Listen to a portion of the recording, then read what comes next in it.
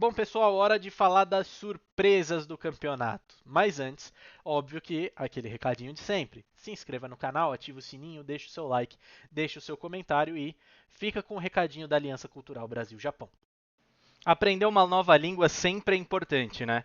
Seja para fazer turismo ou para te ajudar no seu trabalho, para você fazer uma negociação, para você traduzir algum documento ou alguma reunião. Sempre ter um novo idioma é importante. E que tal você aprender a falar uma das línguas menos faladas dentro do Brasil, que é o japonês? Pois é, a Aliança Cultural Brasil-Japão é a parceira oficial da J-League Insider e ela promove o intercâmbio cultural entre o Brasil e o Japão, seja através de palestras, de encontros com autoridades ou pelos cursos de idiomas, de mangás e diversas outras artes culturais do Japão. E você que é seguidor da J-League Insider tem um cupom de desconto exclusivo. Quando você preencher o seu formulário de inscrição, vai pedir para você um cupom de desconto. Você digita lá JInsider10 e você vai ter 10% de desconto para aprender a falar uma nova língua e aí ajudar no seu trabalho ou até mesmo na sua viagem a lazer lá para o Japão. Não perde tempo. Se inscreva no curso de japonês da Aliança Cultural Brasil-Japão e aprenda a falar um dos idiomas menos falados dentro do Brasil para melhorar o seu currículo. Senhores, hora da gente falar das surpresas do campeonato. E aqui não entrarão equipes que eu já comentei, como por exemplo o Gamba, o Matida e o Kashima. A gente falou no primeiro vídeo dessa série de vídeos revisando a J-League de 2024. Nesse vídeo separei três equipes para a gente comentar. O Tóquio Verde é uma delas, o Kyoto Sanga é uma delas e a última é o Shonan Bellmari, mais especificamente o Satoshi Tanaka, não o Bellmari em si. Então, duas equipes e um jogador. Por que o Tanaka? E aí a gente começa falando dele. O Tanaka faz com que o Bellmari seja uma das surpresas. O Belmari, por exemplo, flertou com o rebaixamento na última temporada até a última rodada. E nessa temporada flertou com o rebaixamento mais uma vez. Mas a surpresa do Belmari é porque eu achava que o Belmari seria o lanterna dessa temporada. É porque eu achava que o Belmari seria um dos primeiros rebaixados. Não foi uma equipe que investiu tanto, e muito pelo contrário, perdeu o Yuki Ohashi para esse ano. O Ohashi foi para o Sanfrecce Hiroshima e depois acabou indo jogar na Inglaterra. Mas é uma equipe que não se reforçou tanto. O seu reforço foi o retorno de empréstimo do Satoshi Tanaka. Um grande volante, não à toa está na mira do Sanfrecce Hiroshima. E é por isso que o Belmari entra como uma surpresa, muito por conta do Tanaka, que evitou derrotas e garantiu vitórias. O Tanaka tem 9 participações em gol, mas os números defensivos colocaram ele na nossa seleção do ano. E como um dos postulantes da seleção do ano na J-League mesmo, na seleção oficial. O Belmari termina com 45 pontos, 12 vitórias, 9 empates, 17 derrotas, foram 53 gols marcados, 58 sofridos. Foi o melhor ataque dentre os 10 piores do campeonato, mas não teve uma defesa também muito positiva.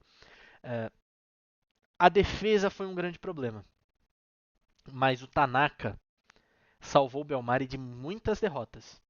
Os números do Satoshi Tanaka, e eu até vou abrir o SofaScore dele aqui para a gente debater, o retorno do Satoshi Tanaka, acho que ele traz uma coisa positiva que é, ok, hora de eu me reerguer. Geralmente jogadores que voltam de empréstimo, eles já querem voltar para a Europa. E o Tanaka não, ele voltou para uma equipe menor, inclusive, né? Voltou para uma equipe que estava brigando contra o rebaixamento e volta voando. Tanto que, ó, vamos pegar aqui as notas das últimas partidas dele. Vitória sobre o Sagantosu, 8 de nota. Aí derrota para o Albirix, 6.6, 6.8 contra o Cerezo, derrota contra o Cerezo, né? Vitória sobre o Kashima 6.5, vitória sobre o Verde 6.9, vitória sobre o Sanfrecce 7.8, vitória sobre o Tóquio 7.7, empate com o Sapporo 7.9, derrota para Yokohama 6.7, e derrota para o Vissel Kobe na última rodada 6.8. A média dele na J-League foi 7.26. Ele foi um dos top 10 melhores jogadores segundo a média do SofaScore. Ele teve 3 meses na temporada que ele não teve uma nota abaixo de 7. Ele teve um mês de maio ruim, 6.9, um mês de setembro ruim, 6.6 e um mês de dezembro com 6.8, mas até aí ele jogou uma partida em dezembro, então a gente não conta muito o mês de dezembro. De resto, 7, 7,5, 7,3, 7,4, 7,5, 7,5, 7,4, 7,4, uma média de 7,26. Vamos pegar as estatísticas, vamos pegar as estatísticas gerais do Satoshi Tanaka nesse ano. Foram 4 gols, 5 assistências. Esteve em 4 times da semana, acho que isso é importante a gente destacar. Jogando 89 minutos por jogo, nos 33 jogos que ele disputou. Taxa de conversão de gol 11%, mas até aí ele é volante. Vamos para passes. Ele deu 5 assistências. Foram 5 grandes chances criadas. Passes-chave, 1.1 passe-chave por jogo. 84% de precisão nos passes. 87% de precisão nos passes defensivos, 80% de precisão nos passes ofensivos, 57% de precisão nos cruzamentos. Tá bom? Vamos para números defensivos. Duas interceptações por jogo. 2.8 de tackles por jogo. 5.5 bolas recuperadas por jogo. Ele foi driblado apenas uma vez por jogo. Teve zero erros que levaram a finalizações adversárias, 0 erros que levaram a gols adversários e nenhum pênalti cometido. Ele venceu 55% dos duelos que ele travou nesta temporada. Um jogador muito consistente para uma equipe brigando contra o rebaixamento, não? Por isso que o Belmari está aqui como uma surpresa, muito por causa do Tanaka. O Belmari tem outros jogadores que se destacam na equipe? Tem outros jogadores que se destacam na equipe. Lukia foi bem ao longo da temporada. O próprio Kami Fukumoto, depois que voltou, foi muito bem. Outros jogadores do time do Shonan Belmari que performaram positivamente nessa temporada, além do Tanaka, do Tanaka, do Lukia e do perdão, me deu um branco aqui, gente. Além do Tanaka, do Kami Fukumoto e do Lukian, por exemplo, a gente teve o Min Tai Kim, zagueiro, capitão dessa equipe, com uma atuação muito positiva. A gente teve o Song no começo da temporada com uma atuação muito segura no gol, acabou sendo substituído pelo Kami Fukumoto por outros motivos. Taiga Hata na meia esquerda atuando muito bem e acho que inclusive deve ser negociado para a próxima temporada junto com o Tanaka. Outros jogadores, o Shofukuda acabou tendo uma temporada muito positiva, Akito Suzuki também uma temporada até interessante. Estou dando uma olhada no elenco aqui para a gente ver. O Junosuke Suzuki até teve um final de temporada interessante jogando de volante. Takuya Okamoto. Foram jogadores que performaram bem. Mas a diferença que o Tanaka fez nesse time, o Taiga Hata até também muito bem ao longo da temporada, mas principalmente o Tanaka, e até por isso que o Shonan Belmari está por aqui. Falando de outra surpresa da temporada, a gente vai falar então do Kyoto Sanga. O Kyoto Sanga não termina numa posição tão agradável, termina na 14ª colocação.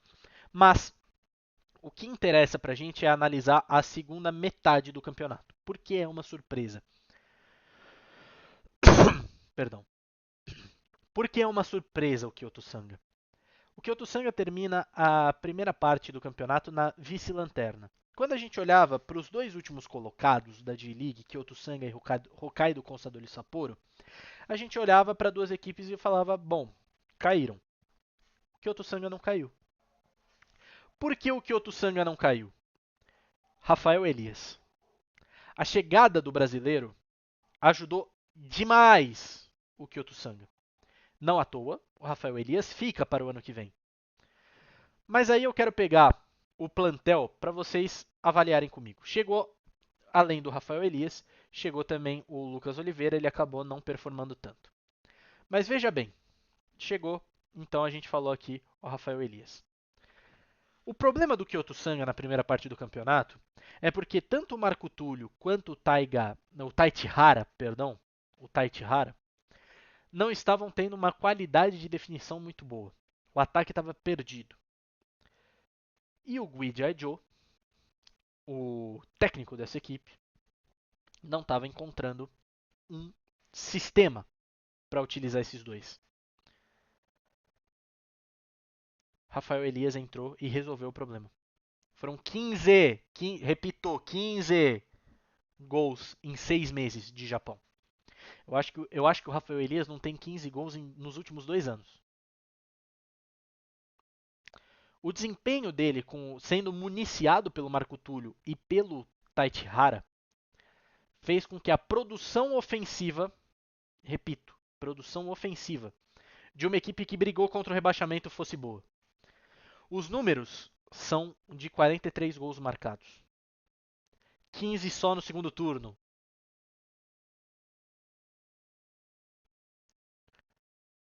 Quase a metade dos gols foram marcados só pelo Rafael Elias.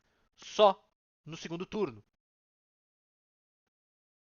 Eu vou abrir aqui. Eu não tinha pensado nisso. É uma coisa que eu vim pensando agora enquanto eu estava fazendo essa construção. Eu vou pegar aqui quantos gols o Kyoto Sanga tinha ao final do primeiro turno. Ao final do primeiro turno, o Kyoto Sanga ele estava. O Transfer Market vai carregar aqui. Ao final do primeiro turno, o Kyoto Sanga tinha 14 pontos. 3 vitórias, 5 empates, 11 derrotas, 15 gols marcados.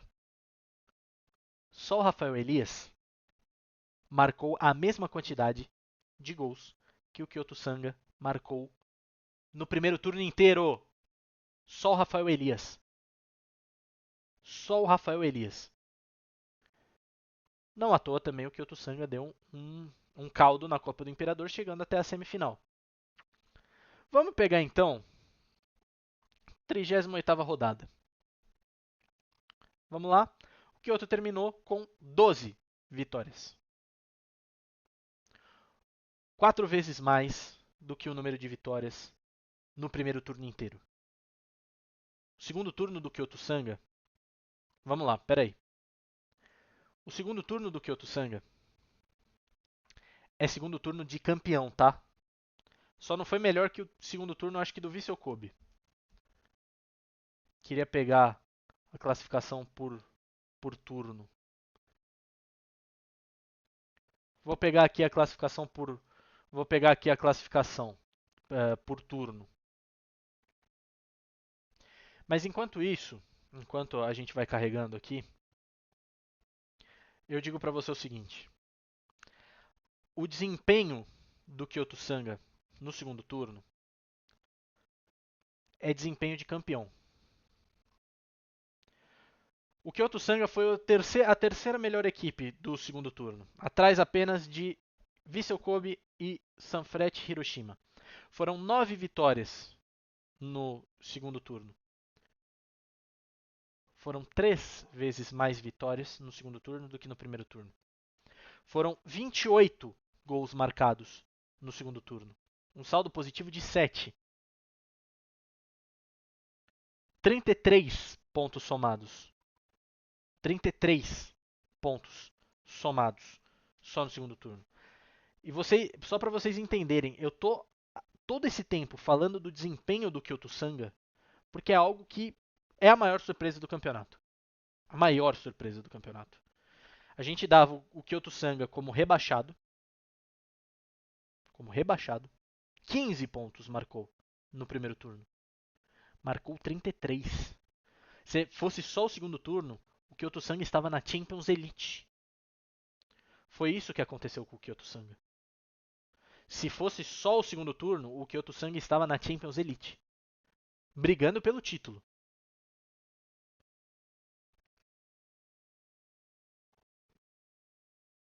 o desempenho de todo mundo subiu com a chegada do Rafael Elias e a mudança no sistema, saindo de 2 atacantes para 3 atacantes. Simples, né? Parece simples demais. Espero que o Kyoto consiga se manter, porque seria muito legal mais uma equipe de uma grande cidade japonesa na primeira divisão, brigando, né, para ser campeão. Uma das maiores surpresas, se não a maior surpresa, é o Tóquio Verde. Vocês lembram que eu falei aqui no começo do ano que eu esperava que o Tóquio Verde não fosse permanecer na primeira divisão, justamente porque não fez grandes investimentos para essa temporada. O time era basicamente o mesmo da temporada passada. Mas vocês lembram, no final do ano passado a gente conversou com o Matheus Vidotto, goleiro do Tóquio Verde, e ele falou: olha, nosso treinador faz um excepcional trabalho, é um treinador diferente, um dos melhores treinadores que eu tive aqui no Japão. E não é que o Jofko fez funcionar? Foram 14 vitórias, 14 empates, 10 derrotas, 51 gols marcados, 51 sofridos. Um time regular, não? Um time regular. Não esperava isso do Tóquio Verde, ainda mais 15 anos afastado da primeira divisão. A gente teve bons exemplos para citar do Tóquio Verde. Eu vou até, aproveitando que a gente pegou a tabela por turnos, eu vou até pegar. O Tóquio Verde fez uma campanha de segundo turno de sétimo lugar e uma campanha de primeiro turno de 10º lugar. Sempre teve ali no meio de tabela, sempre teve ali ganhando alguns jogos, empatando muitos jogos e perdendo poucos jogos. Foi um dos times que menos perdeu no campeonato. Né? Teve apenas à sua frente o Kashima, o Gamba, o Sanfrecce e o Vissel Kobe. O Tóquio Verde perdeu a mesma quantidade de partidas que o Matida perdeu, por exemplo. Então as derrotas do Tóquio Verde acabaram sendo muito pontuais. E venceu times muito bons. Venceu o Kashima, em algum momento chegou a vencer o Kashima. E quem que a gente pode destacar? Pô, ó, Naoki Hayashi foi muito bom zagueiro ao lado do Taniguchi. Uma grande dupla de zaga. Ainda teve o Kaito Tida. Nossa, que zaga boa. Tomou muitos gols? Tomou muitos gols. Mas foi uma zaga consistente. Matheus Vidotto, um dos melhores goleiros do campeonato, disparado, disparado, disparado. O que esse senhor salvou o Tóquio Verde é loucura. E Jirionaga se destacou muito bem pela lateral esquerda. O Kazuya Miyahara apareceu como uma boa opção. Koki Morita na volância foi muito bem. Quem mais? Quem mais? Tomoyami que foi muito bem, não à toa está sendo vendido para o Avispa Fukuoka. Hiroto Yamami, emprestado pelo Gamba Osaka. Fuki Yamada, muito bem também. Acabou tendo uma queda no final da temporada, mas muito bem. Yudai Kimura, bem. Itsuki Someno, bem. Quem mais? Quem mais que eu posso destacar? Antes de lesionar o próprio Joy, Yamamoto fez algumas partidas interessantes vindo do banco. Yuto Tsunashima também foi bem. Não foi uma equipe que teve um grande destaque na J-League, tanto que vocês não viram o Tóquio Verde presente em nenhuma seleção nossa. Ele esteve presente na seleção da galera muito mais pelo Matheus Vidotto do que por qualquer outra coisa. Mas os destaques que a equipe teve foram do mesmo jeito que o Tóquio Verde, uma equipe regular, regularidade. E eu não esperava isso do Tóquio Verde. Hiroshi Jofko tem realmente um toque especial.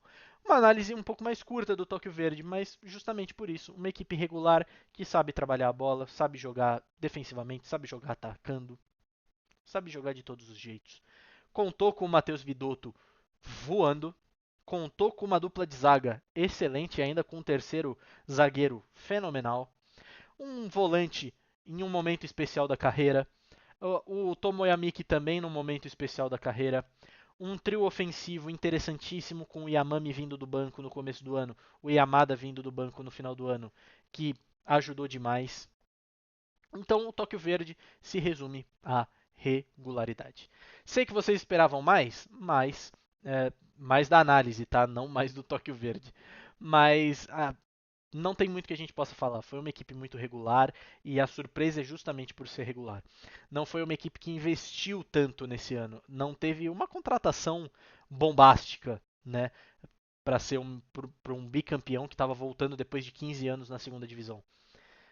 Mas acho que a surpresa é justamente essa regularidade. É isso, meu povo. Chegamos ao final então da nossa série de reviews. Muito obrigado por você ter acompanhado a J-League Insider em 2024. A gente vai ter um vídeo de final de ano especialmente para eu agradecer vocês, mas queria já agradecer por você ter acompanhado a J-League conosco e fique nos acompanhando no ano que vem. A J-League volta com tudo, Copa do Imperador, Copa da Liga, Mundial de Clubes. Faremos uma cobertura muito legal do Mundial de Clubes também e eu espero que você esteja conosco, tá bom? Valeu, forte abraço e obrigado por acompanhar.